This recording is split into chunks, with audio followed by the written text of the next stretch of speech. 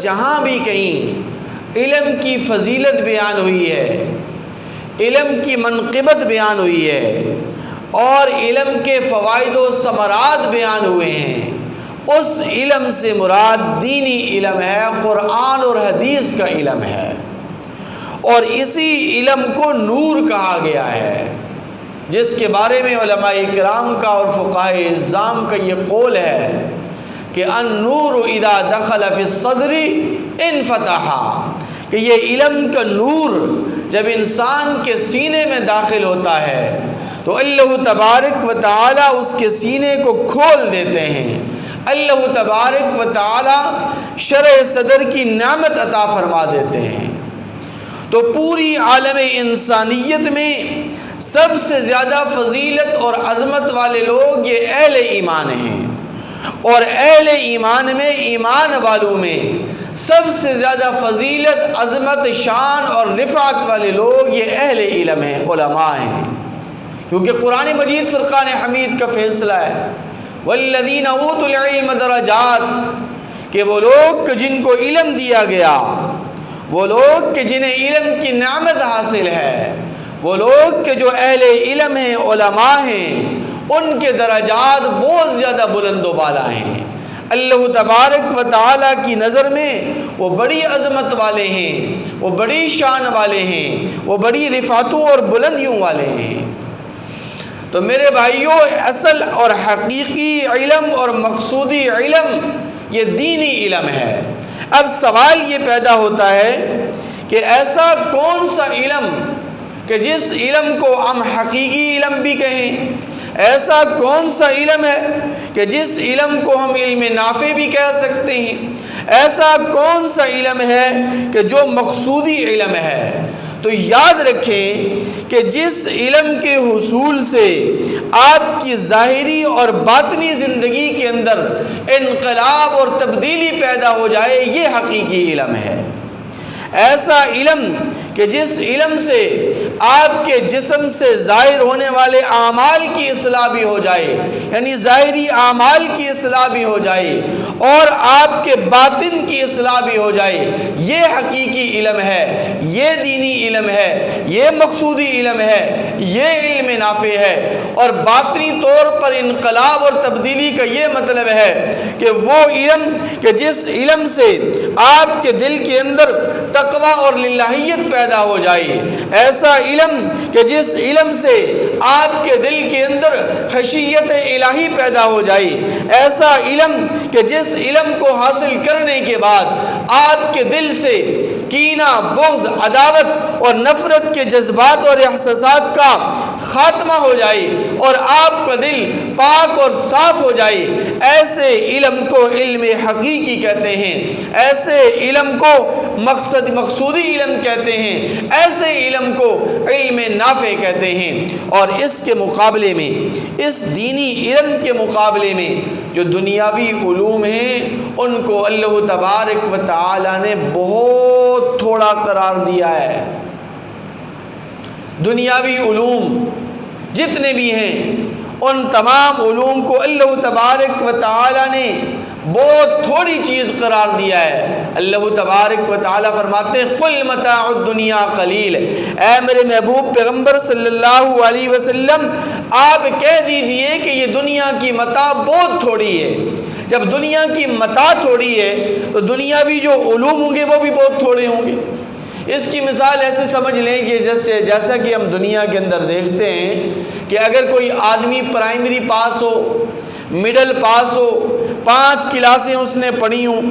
8ویں جماعت اس نے پڑھی ہو، 8ویں پاس ہو، ایون کہ اگر کوئی آدمی میٹرک پاس بھی ہو تو لوگ اسے کہتے ہیں کہ یہ اتنا علم والا نہیں ہے، اس کے پاس اتنی بڑی ڈگری نہیں ہے۔ ہاں کوئی be a pass who, M اے پاس ہو تو لوگ کہتے ہیں کہ ہاں یہ واقعی ڈگری والا ہے، یہ پڑھا لکھا آدمی ہے، یہ سمجھدار ہے، یہ ہوشیار ہے، یہ بڑے کام کا آدمی ہے۔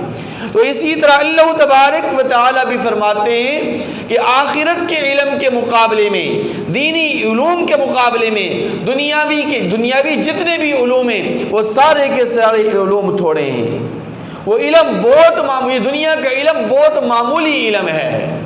اور اس کو معمولی علم اس لیے قرار دیا گیا، بہت تھوڑا علم اس لیے قرار دیا گیا کہ یہ علم علم حقیقی نہیں ہے، یہ علم مقصودی علم نہیں ہے، یہ علم علم نافع نہیں ہے۔ اسی لیے تو قرآن مجید فرقان حمید نے ان دنیاوی علوم کو حاصل کرنے والے کو بے علم کہا ہے، جاہل کہا ہے، ان پڑھ کہا ہے۔ اللہ تبارک و تعالیٰ کا اعلان ہے یعلمون ظاہرا من الحیات الدنیا وهم عن الآخرۃ هم غافلون ولیکن اکثر الناس لا یعلمون۔ اللہ تعالیٰ فرماتے ہیں کہ جو لوگ دنیا کے ظاہری علوم حاصل کر رہے ہیں، دنیاوی علوم کو حاصل کیے ہوئے ہیں اور دنیا کے ظاہری علوم کو حاصل کر کے اپنے آپ کو ان پڑھ اپنے آپ کو پڑھا لکھا سمجھ رہے ہیں، یہ ان پڑھ ہیں، یہ جاہل ہیں۔ ولیکن اکثر الناس لا یعلمون، یہ کچھ جانتے ہی نہیں ہیں، ان کے پاس کچھ معلومات نہیں ہیں۔ اور وجہ یہ بتلائی کہ وَهُمْ عَنِ الْآخِرَةِ غَافِلُونَ، کہ دنیاوی علوم نے ان کو آخرت سے غافل کر دیا ہے، دنیاوی علوم نے ان کو آخرت سے غافل کر دیا ہے۔ جو علم آپ کو آخرت سے غافل کر دے، جو علم آپ کو قبر اور حشر سے غافل کر دے، جو علم آپ کو آخرت کی زندگی سے غافل کر دے، جو علم آپ کو دنیاوی زندگی کے اندر مستغرق کر دے، تو وہ علم کیسے علم نافع ہو سکتا ہے؟ وہ علم کیسے علم حقیقی ہو سکتا ہے؟ وہ علم کیسے مقصودی علم ہو سکتا ہے؟ تو اس لیے اللہ تبارک و تعالی نے فرمایا کہ یہ دنیاوی علوم کو حاصل کرنے والے یہ بے علم ہیں، یہ ان پڑھ ہیں، یہ جاہل ہیں۔ زیادہ سے زیادہ ان کو آپ پڑھا لکھا جاہل کہہ سکتے ہیں، زیادہ سے زیادہ آپ ان کو پڑھا لکھا جاہل کہہ سکتے ہیں کہ پڑھا تو ہے انہوں نے، دنیاوی علوم تو حاصل کیے، لیکن انہوں نے علم حقیقی حاصل نہیں کیا، دینی علوم حاصل نہیں کیے، آخرت کا علم حاصل نہیں کیا۔ اور اس دنیاوی علوم کے مقابلے میں، دنیاوی علم کے مقابلے میں اللہ تبارک و تعالی نے آخرت کے علم کو علم کبیر کہا ہے، دنیاوی علوم کو قلیل کہا اور آخرت کے علم کو علم کبیر کہا۔ 29واں پارہ سورہ دہر، وَإِذَا رَأَيْتَ ثَمَّ رَأَيْتَ نَعِيمًا وَمُلْكًا كَبِيرًا، کہ اے انسان جب تو روز محشر اللہ تبارک و تعالیٰ کی نعمتوں کو دیکھے گا، جنت کی نعمتوں کو دیکھے گا، جنت کی سلطنت کو دیکھے گا، جنت کی بادشاہت کو دیکھے گا، تو تجھے وہ جنت کی بادشاہت، وہ آخرت کی زندگی، وہ آخرت کی کامیابیاں، وہ آخرت کی کامرانیاں، وہ آخرت کی نعمتیں تجھے بہت بڑی نظر آئیں گی۔ تو آخرت کی زندگی یہ بڑی ہے،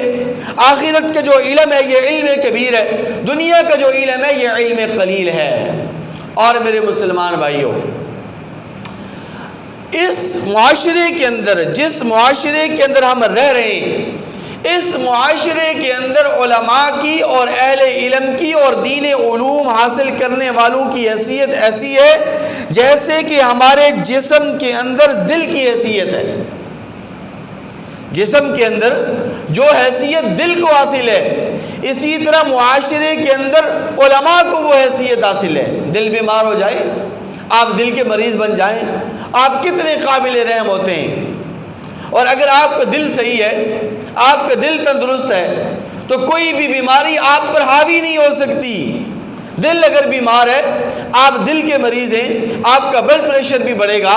آپ کے شوگر کے لیول بھی بڑھے گا، آپ کو اور بہت ساری بیماریاں گھیر لیں گی،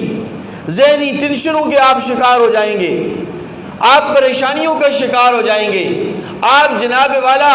بہت ساری بیماریوں کا مجموعہ بن جائیں گے۔ لیکن آپ کا دل اگر صحیح ہے، دل اگر صحیح کام کر رہا ہے، دل اگر تندرست ہے، تو جو دیگر جتنی بھی بیماریاں ہیں وہ بیماریاں دبی رہیں گی، وہ بیماریاں آپ پر اتنے زیادہ، آپ کے جسم پر، آپ کی طبیعت پر، آپ کی صحت پر اتنی زیادہ اثر انداز نہیں ہوں گی۔ تو اسی طرح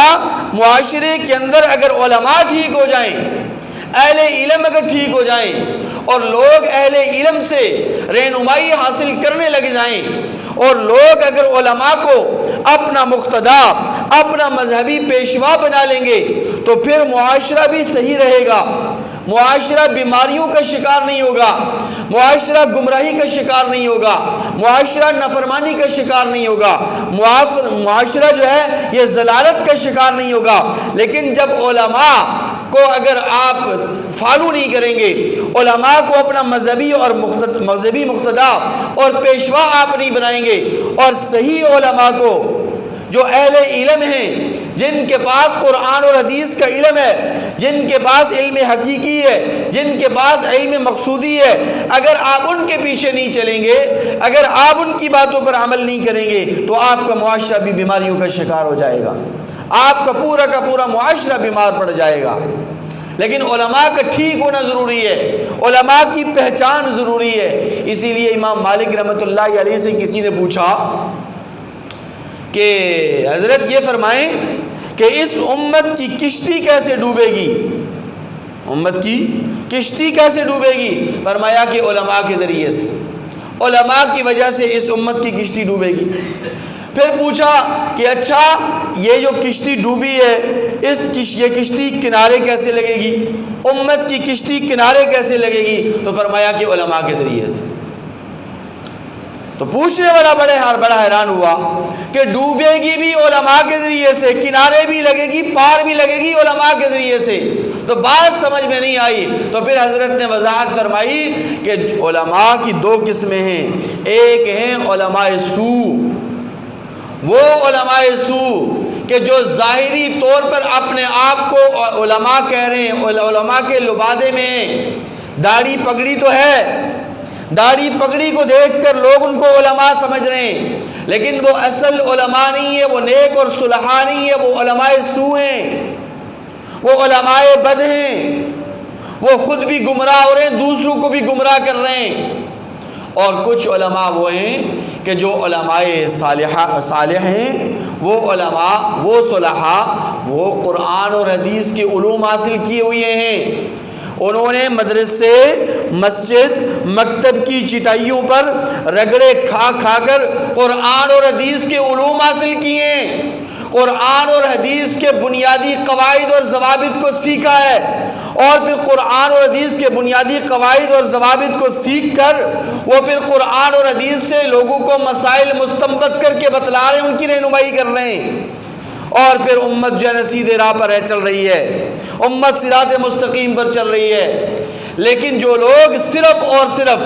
داڑھی اور پگڑی کو دیکھ کر ان کو علماء سمجھ رہے ہیں، انہوں نے نہ مدرسے، نہ مکتب، نہ مسجد، نہ استاد کے سامنے چٹائی کے اوپر بیٹھ کر دینی علوم حاصل کیے، بس صرف اور صرف اردو تراجم پڑھ لیے، اردو کتابیں پڑھ لی اور امت کے علماء بن گئے، امت کے مقتدا بن گئے، سوشل میڈیا کے اوپر، الیکٹرانک میڈیا کے اوپر، یوٹیوب چینلز کے اوپر آ کر لیکچر دے رہے ہیں۔ لوگ یہ سمجھ رہے ہیں کہ یہ علماء ہیں، لوگوں نے یہ سمجھا کہ یہ اہل علم ہیں، لوگ یہ سمجھ رہے ہیں کہ ان کے پاس حقیقی علم ہے، لوگ یہ سمجھ رہے ہیں کہ ان کے پاس مقصودی علم ہے، حالانکہ یہی وہ لوگ ہیں کہ جن کے متعلق نبی کریم صلی اللہ علیہ وسلم نے فرمایا تھا کہ میری امت کے آخر میں کچھ لوگ ایسے پیدا ہوں گے جو بے علم ہوں گے، ان کے پاس علم نہیں ہوگا، یعنی قرآن اور حدیث کا علم ان کے پاس نہیں ہوگا، دنیاوی علوم تو ہوں گے، انجینئرنگ کا علم تو ان کے پاس ہوگا، پروفیسری تو ان کے پاس ہوگی، دنیاوی ڈگریاں تو ان کے پاس ہوں گی، ڈاکٹرز کی ڈگری تو ان کے پاس ہوگی، لیکن وہ قرآن اور حدیث کے عالم نہیں ہوں گے، قرآن اور حدیث کے علوم ان کے پاس نہیں ہوں گے۔ فرمایا ذلوا فاضلوا بغیر علم، وہ بغیر علم کے خود بھی گمراہ ہوں گے، دوسروں کو بھی گمراہ کریں گے، خود تو گمراہی ہیں کیونکہ علم حاصل نہیں کیا، قرآن اور حدیث کا علم تو حاصل کیا نہیں، بس صرف اور صرف اردو تراجم پڑھ لیے، اردو کتابیں پڑھ لی، اور اردو کتابیں پڑھ کر اب لوگوں کو مسائل بتلا رہے ہیں، تو خود بھی گمراہ ہو رہے ہیں، امت کو بھی گمراہ کر رہے ہیں۔ جیسے کہ اس دور کے اندر اگر آپ کو واضح اور زندہ و تابندہ مثال چاہیے تو اس کی واضح زندہ و تابندہ مثال مرزا انجینئر جیلمی کی ہے اور غامدی کی ہے۔ لوگ دیکھ رہے ہیں کہ دیکھو جی مرزا صاحب نے پگڑی بھی پہنی ہوئی ہے، داڑھی بھی رکھی ہوئی ہے، قرآن بھی پڑھ رہا ہے، احادیث مبارکہ بھی پڑھ رہا ہے، قرآن کی آیات بھی پڑھ رہا ہے، احادیث مبارکہ کے حوالے بھی دے رہا ہے، الٹے سیدھے حوالے بھی دے رہا ہے، لیکن لوگ یہ سمجھ رہے ہیں کہ یہ بہت پڑھا لکھا آدمی ہے، لوگ یہ سمجھ رہے ہیں کہ دیکھو یار قرآن کی آیت ہی تو پڑھ رہا ہے، دیکھو نا یار یہ حدیث مبارکہ ہی تو پڑھ رہا ہے، دیکھو نا یار حدیث کا مبارکہ کا حوالہ تو دے رہا ہے۔ میرے مسلمان بھائیوں، قرآن اور حدیث سے علم کو مسائل کو مستنبط کرنا، احکامات کو مستنبط کرنا انجینئر پلمبروں کا کام نہیں، پروفیسروں کا کام نہیں، ڈاکٹرز کی یہ فیلڈ نہیں ہے، یہ فیلڈ علماء کی ہے۔ یہ اہل علم ہی قرآن اور حدیث سے احکامات مستنبط کر کے آپ کی صحیح رہنمائی کر سکتے ہیں۔ کیوں؟ اس لیے کہ قرآن اور حدیث سے احکامات مستنبط کرنے کے لیے مسائل کو نکالنا، مسائل کو مستنبط کرنا، مسائل کو اخذ کرنا، یہ علماء کی ذمہ داری ہے، علماء کا کام ہے۔ اور علماء کا کام اس لیے ہے کہ علماء نے صرف اور صرف قرآن اور حدیث کی ظاہری عبارات کو نہیں پڑھا ہوتا، بلکہ ان آیات مبارکہ یعنی عربی لغت، عربی گرامر کے جو قواعد اور ضوابط ہیں، جن کو ہم اپنی اصطلاح کے اندر صرف اور نحو کا علم کہتے ہیں، انہوں نے صرف اور نحو کے علوم حاصل کیے ہوتے۔ انہیں کیا پتا؟ مرزا انجینئر سے پوچھو جا کے صرف کیا ہوتی ہے، اسے شاید یہ بھی نہ پتا کہ صرف ہوتی کیا ہے۔ وہ سمجھ رہا ہے کہ صرف ہوتا ہے کہ جیسے کپڑے دھوتے ہیں، ایسا جاہل ہے یہ پرلے درجے کا۔ اس سے پوچھو نحو کیا ہوتی ہے، اسے پتہ نہیں ہوگا نحو کیا چیز ہوتی ہے۔ اس کی عبارات آپ پڑھ دیکھ لیں، جو عبارات وہ پیش کرتا ہے کتنی غلط عبارات وہ پڑھ رہا ہوتا ہے۔ کئی عبارات کی نشاندہی بھی ہو چکی ہے، ویڈیوز آپ کو مل جائیں گی سوشل میڈیا کے اوپر۔ تو میرے مسلمان بھائیوں، خدا را اپنے ایمان کو بچاؤ، اپنے عقائد اور نظریات کو بچاؤ۔ اگر آپ اپنے ایمان کو بچانا چاہتے ہو، عقائد و نظریات کو بچانا چاہتے ہو، تو علماء کے دامن کو پکڑنا پڑے گا، ان جیسے لوگوں سے بچنا پڑے گا، ان جیسے لوگوں سے دور رہنا پڑے گا، ورنہ آپ گمراہی کا شکار بھی ہوں گے اور ایمان سے بھی اپنا ہاتھ دھو بیٹھیں گے۔ کیونکہ اللہ تبارک و تعالی نے اور نبی کریم صلی اللہ علیہ وسلم نے اہل علم علماء کی اقتداء کا ہمیں حکم دیا ہے۔ آپ علیہ الصلوۃ والسلام نے فرمایا کہ العلماء ورثۃ الانبیاء، کہ میری امت کے جو علماء ہیں یہ انبیاء کے وارث ہیں۔ اور دوسری روایت میں آپ علیہ السلام فرماتے ہیں علماء امتی کا انبیاء بنی اسرائیل، کہ میری امت کے جو علماء ہیں یا بنی اسرائیل کے انبیاء کی طرح ہیں۔ اللہ تبارک و تعالی نے انہیں بڑا مقام اور مرتبہ عطا فرمایا ہے۔ دعائے رب کریم سے کہ اللہ تبارک و تعالی ہمیں حق اور سچ کہنے اور اہل حق علماء کے پیچھے چلنے اور ان کی اقتداء کرنے اور ان کی اتباع کرنے اور ان کو فالو کرنے کی توفیق مرحمت فرمائے۔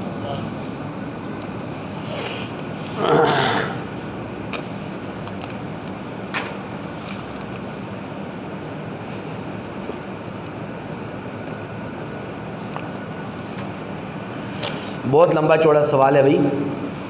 سوال کو اگر میں پورا پڑھوں گا ٹائم اسی میں ختم ہو جائے گا۔ خلاصہ پیش کر دیتا ہوں، پورا ایک صفحہ ہے تقریباً۔ یہ دیکھ، سوال یہ پوچھا گیا ہے کہ آپ نے گزشتہ جمعۃ المبارک کے موقع پر 2 نمازوں کو اکٹھا پڑھنے سے منع کیا ہے، جبکہ مرزا انجینئر مسلم شریف کی حدیث نمبر 1629 پیش کرتا ہے، اور اس حدیث مبارکہ کو پیش کر کے کہتا ہے کہ بغیر عذر کے بھی اور بغیر سفر کے بھی ظہر اور عصر کو اور مغرب اور عشاء کو یعنی 2 نمازوں کو اکٹھا پڑھنا جائز ہے۔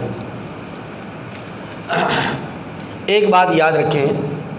کہ ہر سوال کا جواب جمعۃ المبارک کے موقع پر دیا نہیں جا سکتا۔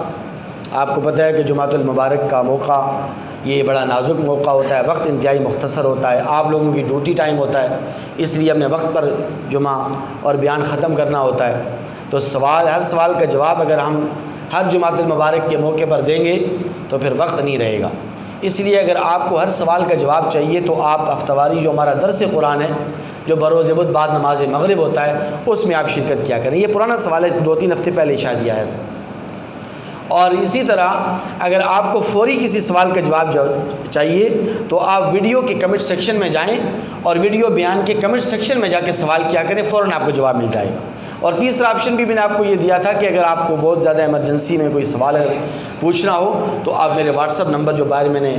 لکھ کے لگا دیا ہے تو واٹس ایپ پر بھی آپ سوال اپنا کر سکتے ہیں، آپ کو فوراً جواب مل جائے گا۔ اچھا، اس کے ساتھ 2-3 سوال اور بھی تھے، اس کا جواب میں نے درس قرآن میں دے دیا تھا۔ اب دیکھیں یہ جو سوال پوچھا گیا ہے، اور میں ہر سوال کا جواب دیتا بھی نہیں ہوں، وہ سوال کا جواب دوں گا اور دیتا ہوں کہ جو سنجیدہ سوال ہو۔ فضول سوالات کے جواب کا ٹائم میرے پاس نہیں ہے، نہ آپ لوگوں کا اتنا قیمتی وقت میں ضائع کر سکتا ہوں۔ فضول سوالات بھی بہت سارے آتے رہتے ہیں، لوگ پرچی ڈالتے رہتے ہیں۔ حدیث نمبر 1629 پیش کرتا ہے مرزا انجینئر، اور مسلم شریف کی حدیث نمبر 1629 پیش کر کے کہتا ہے کہ 2 نمازوں کو اکٹھا کر کے پڑھنا بغیر عذر کے، بغیر سفر کے بھی جائز ہے۔ تو پہلے میں اس ایک بات کی وضاحت آپ کے سامنے کر دوں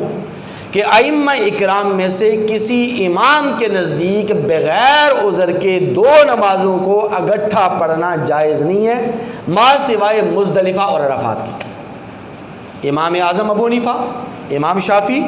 امام مالک، امام احمد بن حنبل، کسی امام کے نزدیک بھی بغیر عذر کے 2 نمازوں کو اکٹھا کرنا، جس کو عربی میں جمع بین الصلاتین کہتے ہیں، 2 نمازوں کو اکٹھا کر کے پڑھنا یہ جائز نہیں ہے، سوائے مزدلفہ اور عرفات کے۔ اور مزدلفہ اور عرفات میں اس لیے جائز ہے کہ نبی کریم صلی اللہ علیہ وسلم نے مزدلفہ اور عرفات میں 2 نمازوں کو اکٹھا کر کے پڑھا ہے۔ اس کے بعد ایک اور اصطلاح جو آپ کو شاید سمجھ میں نہیں آئے، وہ اصطلاح جمع تقدیمی اور جمع تاخیر کی ہے، یعنی 2 صورتیں ہوتی ہیں نمازوں کو جمع کرنے کی، ایک جمع تقدیم ہے، ایک جمع تاخیر ہے۔ پھر یہ جو عذر کی جو بات آ گئی، تو عذر کے بارے میں بھی علماء اکرام کے اور ائمہ اکرام کے اقوال مختلف ہیں۔ کسی کے نزدیک سفر عذر ہے، کسی کے نزدیک بیماری عذر ہے، کسی کے نزدیک کوئی دوسرا عذر ہے، اور اس عذر کی وجہ سے 2 نمازوں کو اکٹھا کیا جا سکتا ہے۔ پھر اس کے بعد جو بات آپ کو سمجھانی ہے وہ یہ ہے کہ جمع بین الصلاتین کی 2 صورتیں ہوتی ہیں، 2 نمازوں کو جمع کر کے پڑھنے کی 2 صورتیں ہیں، ایک جمع سوری ہے، ایک جمع حقیقی ہے۔ اب آپ نے سوال کیا ہے تو شاید کچھ لوگوں کے سر کے اوپر سے یہ باتیں گزر رہی ہوں، لیکن سوال چونکہ حوالے کے ساتھ ہے، علمی سوال ہے، اس لیے میں علمی انداز میں جواب دے رہا ہوں، ورنہ میرا اپنا یہ انداز بیان ہی ہے کہ میں جمعۃ المبارک کے اجتماع میں علمی باتیں کروں جو لوگوں کو سمجھ میں نہیں آئے۔ لیکن بہرحال جس نے سوال کیا ہے اس کو سمجھ میں آ رہی ہوگی شاید، لیکن مجھے یہی ضرور یقین ہے کہ مرزا انجینئر کو یہ باتیں نہیں سمجھ میں آئیں گی، کیونکہ اس کو پتہ ہی نہیں ہے، جاہل آدمی ہے وہ، اس کو کیا پتہ جمع سوری جمع حقیقی کیا ہوتی ہے، اس سے تو اردو تراجم پڑھے ہوئے ہیں۔ تو بہرحال ایک ہوتی ہے جمع سوری، ایک ہوتی ہے جمع حقیقی۔ جمع حقیقی عند الاحناف، ائمہ احناف کے نزدیک ما سوائے مزدلفہ اور عرفات کے بالکل ہی جائز نہیں ہے، البتہ احناف کے نزدیک جمع سوری جائز ہے۔ اب جمع حقیقی کیا چیز ہوتی ہے، جمع سوری کیا ہوتی ہے، میں آپ کی آسانی کے لیے وضاحت کر دیتا ہوں۔ جمع حقیقی کا یہ مطلب ہے کہ 2 نمازوں کو ایک ہی وقت کے اندر اکٹھا کر کے پڑھنا، یہ جمع حقیقی ہے۔ تو احناف یہ کہتے ہیں کہ ما سوائے مزدلفہ اور عرفات کے 2 نمازوں کو ایک ساتھ اکٹھا کر کے پڑھنا جائز نہیں ہے، بالکل بھی جائز نہیں ہے۔ عذر ہو تب بھی جائز نہیں ہے، بغیر عذر ہو تب بھی جائز نہیں ہے۔ مزدلفہ میں جائز ہے، عرفات میں جائز ہے، اور وہ اس لیے جائز ہے کہ میدان عرفات اور مزدلفہ میں نبی کریم صلی اللہ علیہ وسلم نے 2 نمازوں کو اکٹھا کر کے پڑھا ہے۔ تو جمع حقیقی عند الاحناف بالکل جائز نہیں ہے۔ اب دوسری صورت ہے جمع سوری۔ تو جمع سوری جو ہے، یہ سواد کے ساتھ ہے سوری، جمع سوری جو ہے یہ عند الاحناف جائز ہے عذر کی بنیاد پر۔ اگر کوئی عذر ہو تو جمع سوری کر کے آپ 2 نمازوں کو جمع بین الصلاتین آپ کر سکتے ہیں، 2 نمازوں کو اکٹھا کر کے پڑھ سکتے ہیں۔ جمع سوری کیا چیز ہوتی ہے؟ جمع سوری یہ ہے کہ ایک نماز کو آپ مؤخر کر کے اس کو آخری وقت پر لے کر جائیں اور اس نماز کو آخری وقت میں پڑھیں، اور دوسری جو نماز ہے اس کو پہلے وقت میں پڑھیں۔ مثال کے طور پر زور کی نماز کو آپ مؤخر کریں اور آخری وقت میں، زور کے آخری وقت میں آپ زور کی نماز پڑھیں۔ جیسے ہی زور کا وقت ختم ہو گیا، آپ نے زور کی نماز پڑھی، زور کا وقت ختم ہو گیا، عصر کا وقت شروع ہو گیا، تو عصر کے اول وقت کے اندر آپ عصر کی نماز پڑھ لیں، یہ جمع سوری ہے۔ اب یہ جمع سوری عند الاحناف جائز ہے۔ تو مرزا انجینئر اور اس کے پیروکار پوچھیں گے کہ بھئی یہ کہاں سے آپ نے جواز نکال دیا، ہمیں تو حوالہ چاہیے، کیونکہ یہ لوگ حوالے کے بغیر بات کو سمجھتے نہیں ہیں۔ تو حوالہ بھی آپ کے سامنے پیش کر دیتا ہوں۔ وعن عائشہ رضی اللہ تعالی عنہا قالت کان رسول اللہ صلی اللہ علیہ وسلم فی السفر